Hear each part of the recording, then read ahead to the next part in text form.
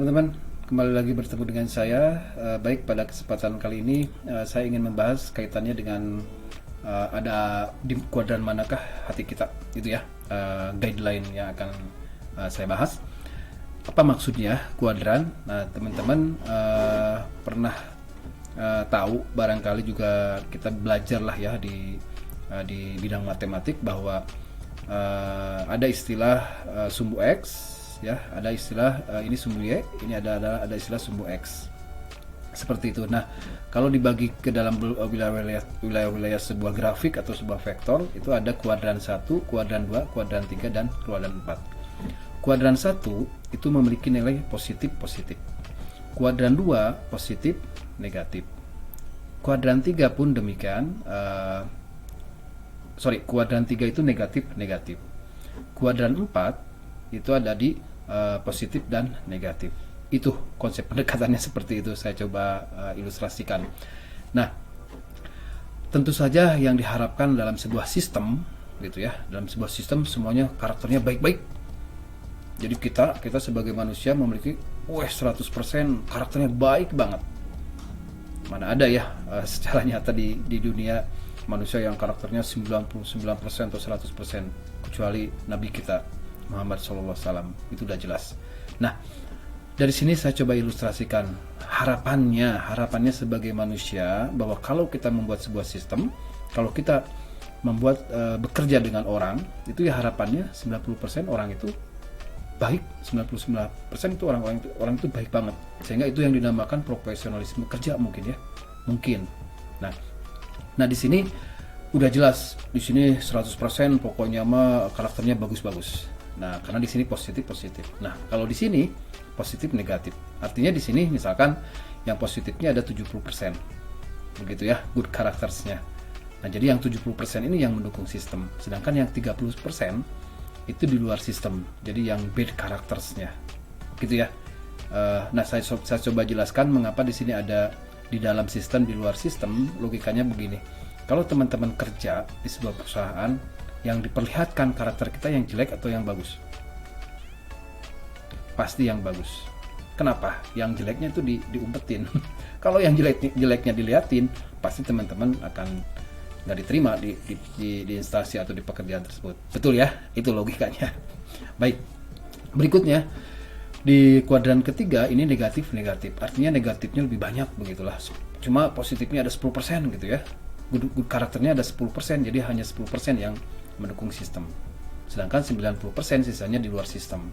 Gitu ya, bad characters. Dan ini pun wallahu alam, tipe manusia seperti apa saya juga nggak tahu. Begitu ya. Ya mungkin kalau boleh kita klasifikasikan gitu. Oh, mungkin di sini yang suka jahat, yang suka merampok, ya, mungkin ya. Mungkin seperti itu. Nah, di kuadran keempat di sini positif negatif. Artinya bisa jadi setengah-setengah misalkan ya. Karena yang lebih banyak positifnya misalkan di sini gitu ya. Kalau ini udah jelas 99%. Di sini misalkan 50 good, 50 bad. Jadi hanya 50% yang mendukung terhadap sebuah sistem. Nah, dari pola ini sehingga kita ketahuan bagaimana cara memanage sebuah karakter. Apakah misalkan di kuadran 2 itu jelek? Enggak juga, karena dia punya 70% yang good karakternya. Gitu ya. Apakah di 10% itu jelek? Relatif. Apakah di yang 50% itu bagus? Relatif. Nah, bagaimana kita, yang penting bagi kita adalah bagaimana memanage yang 70%, yang 10%, yang 50% dengan sistem. Sistemnya seperti apa? Ya kita praktekkan nanti di kehidupan sehari-hari seperti itu ya. Nanti akan saya bahas di pembahasan berikutnya. Nah, berikutnya dari yang tadi kuadran 1, 2, 3, 4, apakah yang kita yang merasa berada di kuadran 1 itu yang paling bagus? Belum tentu. Yang di kuadran 2 jelek? Tidak juga. Di kuadran 1 yang jelek banget juga belum tentu, dan lain-lain. Sehingga kalau kita bicara sistem, artinya kita bicara bagaimana mengelola tadi karakter yang 70% karakter yang 10%, karakter yang 50%. Nah, sehingga di sini keluarlah konsep collaborative system. Sebuah sistem yang sinergis dan harmonis untuk keberlanjutan sebuah program. Begitu. Nah, saya ilustrasikan lagi seperti ini. Mengapa? Karena tadi dalam rangka kita memanage karakter-karakter ini bukan berarti kita menjudge, menghukum bahwa yang di kuadran 3 itu adalah jelek banget. Enggak. Dia jelek karena mungkin sistemnya yang jelek. Gitu ya. Kalau dia sistemnya bagus, yang mau jelek siapapun dia akan masuk sistem yang bagus. Itu maksud saya. Pendekatan-pendekatan itu yang mencoba saya ingin jelaskan. Nah, sehingga keluarlah yang namanya collaborative system, di mana yang saya rancang bahwa sebuah sistem atau sebuah konsep, sebuah kegiatan itu basisnya harus berkolaborasi. Yang pertama itu adalah komunitas, gitu ya. Di sini misalkan bagaimana kita memanage community, bagaimana memanage petani, lahan, dan lain-lain. Yang kedua, bagaimana kita memanage knowledge kita di bidang akademik, kemitraan, penelitian, dan seterusnya. Seperti itu. Government, bagaimana mengatur kebijakan dan dukungan untuk sebuah program. Industri dan bisnis pun demikian. Ini juga sebagai sarana untuk menunjang perekonomian tadi. Seperti ini juga wajib kita jalankan, berkolaborasi. Nah, sehingga di sini keluarlah yang namanya Cagib System atau tadi CAGIB. Jadi di sini kanalisasi fungsi dan tugas, kemudian sekuen atau urutan prioritas dimulai dari komunitas sebagai center of subjects activities, bukan sebagai objek. Gitu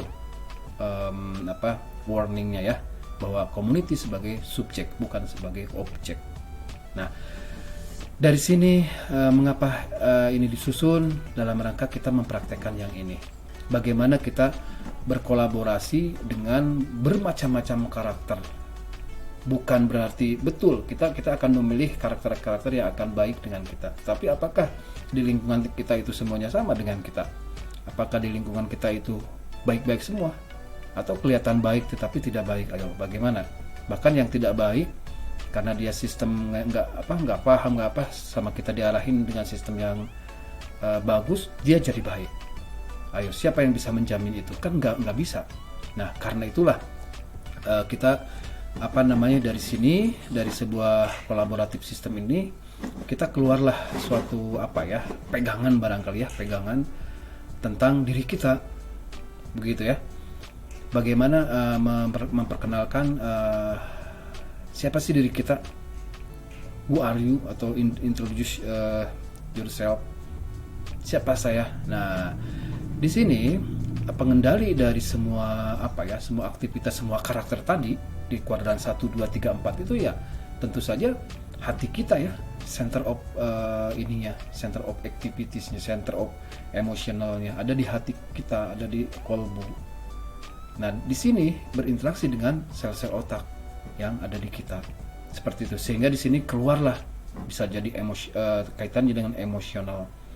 Apakah kita bisa mengendalikan emosi, tidak memendam amarah, mengambil keputusan tegas, tidak terlalu kaku aturan, siap menerima resiko.